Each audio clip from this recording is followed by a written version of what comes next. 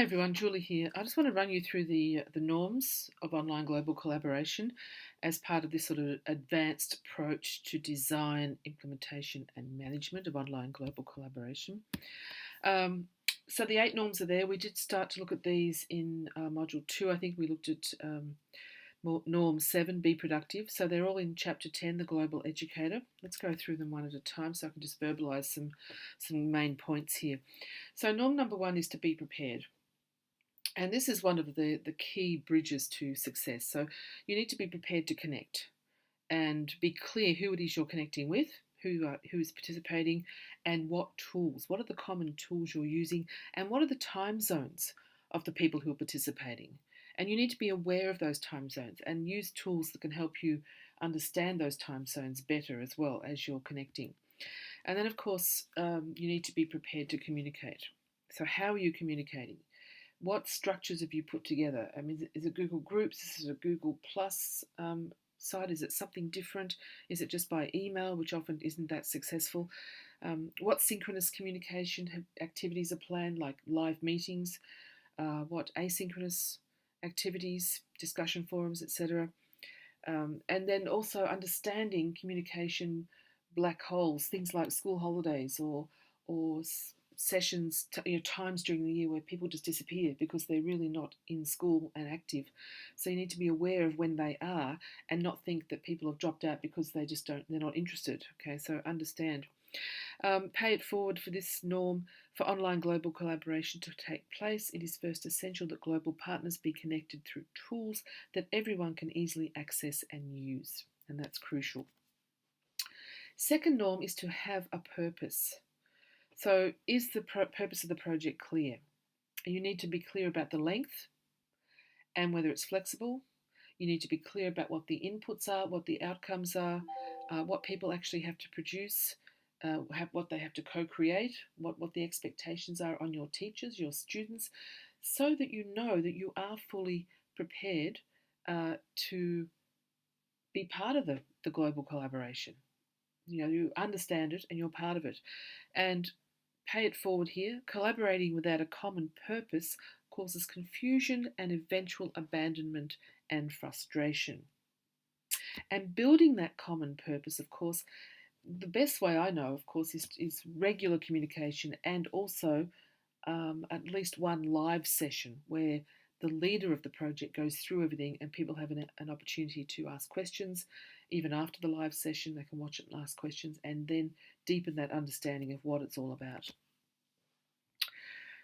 So, norm number 3 is be able to paraphrase. And this involves the use of global language, the use of descriptions and explanations and activities that everyone can understand. Or is it really biased towards one culture? If it's too biased, then maybe you're not going to encourage other cultures to be part of this. And are all aspects of the project clear to you and culturally neutral? If not, is there a reason why? I mean, maybe there are a number of projects out there that are specifically designed really for pretty much a monoculture. And you need to look at that. So is this really what you want to join? Is this what you want to do? And that's fine. If that's what you want to do, then you will attract pretty much a monoculture to join the project. But you need to be able to paraphrase and be culturally neutral, and that takes a little bit of practice as well. So to pay it forward here, encourage an atmosphere of inquiry-based collaboration at all times for intercultural understanding. And just to add here, of course, discourage students from using colloquial language within the project as well, because that's alienating for other students and other people. Norm number 4, be able to perceive. So do you understand the parameters of the project enough to join? So once again, we're getting a little bit of repetition between these norms, but it's really important that you understand the parameters. Is it clear what it is you have to prepare?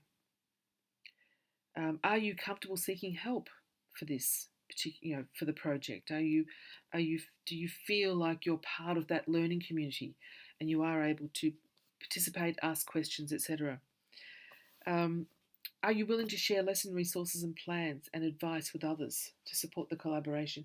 And this is really an essential key point here, because if you enter a global collaboration, if you design one and invite other people to enter, it's not just one person giving all the information. It's not like a curriculum design or structure where here's all the information, right, you can't come and participate. No, it needs to be more organic than that. It needs to be more evolutionary than that, in terms of here's the starting point, here's the essential infrastructure. Do we all understand that? Right, now let's build it together. Here's week 1, here's week 10. We're going to keep building this, and we know it's going to end at this point, but what happens in the middle, we're going to build together to an extent. Okay, so that's a really important understanding. I know some people come into Flat Connections projects and they get a little annoyed that the whole curriculum isn't laid out for them, and they don't know. They want week by week, read this, do this, answer this, etc., slideshows, etc., all set out for them, and that's something that I refuse to do, because they should be preparing that and sharing it with other people in the project, and good global collaborators do. They understand this essential shared responsibility for the development of the global project, and they will share resources, and they do share. This is the latest blog post that I put up on our class blog to help support the project. You're welcome to use anything from this blog post and put it into your classroom resources, etc. So it needs to be a cross fertilization, and perceiving this and understanding this is really important. So pay it forward here is a successful global collaboration is where all members work hard to share knowledge and understanding in order to propel the learning. So don't hold back, in other words. The next one here is Norm 5, be able to participate. And this involves being visible online during the project. And this may sound a bit odd, but often we don't see people. People join and they're just not visible. Their students are not visible. They're not contributing. So you need to make sure that, okay, if the project involves Edmodo and VoiceThread and a wiki, whatever, that you're able to access these tools and your students are able to access them, and you can contribute and be visible. And that it's clear, of course, what's expected of you. So if you're joining Edmodo, it's expected students will be in there and they'll be able to share artifacts and share ideas, etc.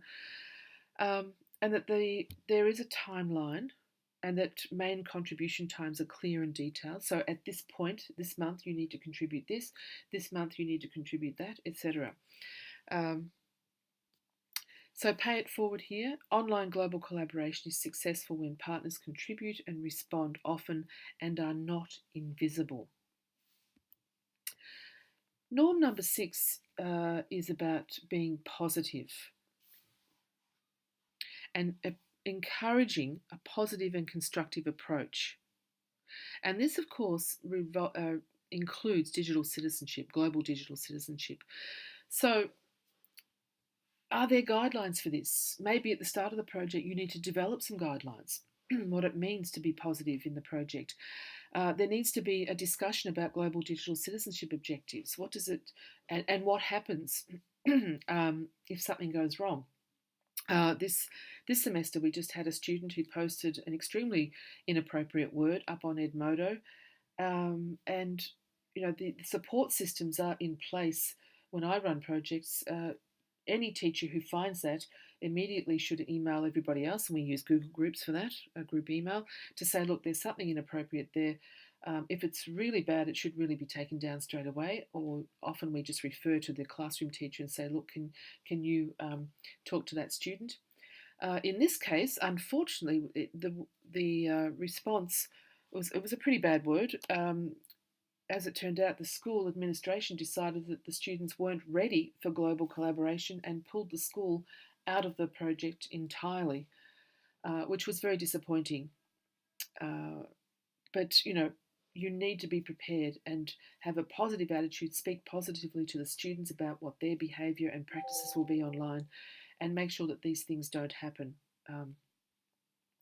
Because it's bad luck, or not bad luck, bad management actually, if one student ruins it for, it was actually 3 classes got pulled out of the project. One student who thought they were funny ruined it for everybody else, and that shouldn't happen. because that's bad management on the teacher's part, actually.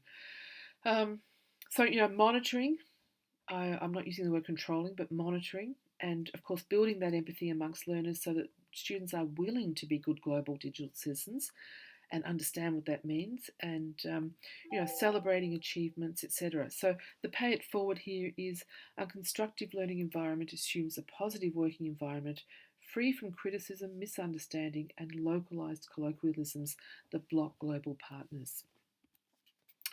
So norm 7, be productive. We've looked at this, but in other words, what will participants create?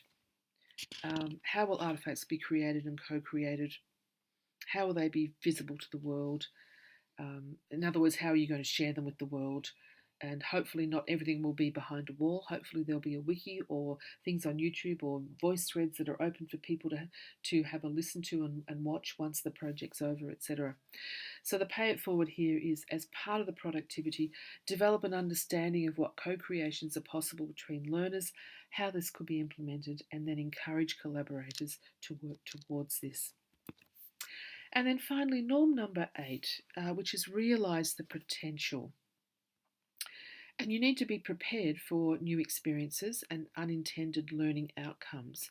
And we talk about serendipitous, like I say it, serendipitous learning happens when you least expect it. So as much as you can plan and expect things, great things will happen that may not be part of the initial plan, but that if you're flexible enough, you have that flexibility, you can bring them into the global collaboration. So think about that as well. So we do want to realise the potential of all learners and take advantage of serendipitous moments. So to pay it forward here, online global collaboration provides personalised learning opportunities and supports students to excel in different ways. Global educators know how important this is for individual learning and design flexible outcomes to support this potential. Thanks, everyone.